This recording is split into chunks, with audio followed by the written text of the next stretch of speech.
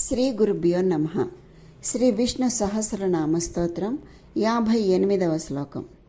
మహావరాహో గోవిందః సుషేణః కనకాంగదీ గుహ్యో గభీరో గహనో గుప్తశ్చక్రగదాధరః.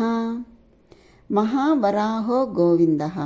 మహావరాహః అనగా మహిమగల వరాహమూర్తి.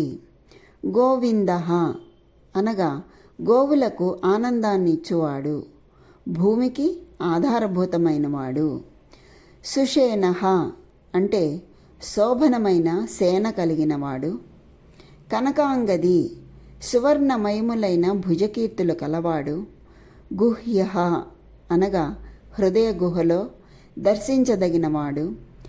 గభీరః అంటే జ్ఞానము, ఐశ్వర్యము, బలము, వీర్యము మొదలగు వానిచే గంభీరముగా ఉండువాడు. గహనః అంటే సులభముగా గ్రహించుటకు వీలు కానివాడు. గుప్తః నిగూఢమైన ఉనికి కలవాడు. చక్ర గదాధరః అంటే సుదర్శనమును చక్రమును, కౌమోదకి అను గదను ధరించినవాడు అని. ఈ శ్లోకంలో మనకి 538వ నామం నుంచి 546వ నామం వరకు తెలియచేసి ఉన్నారు.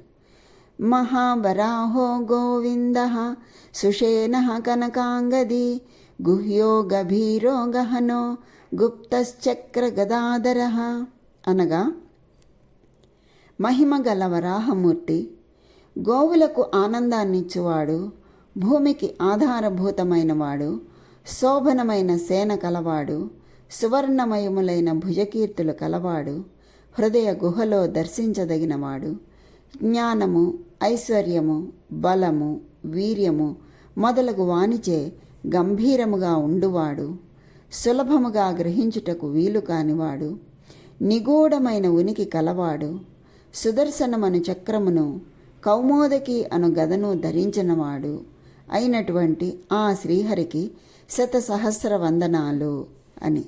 స్వస్తి.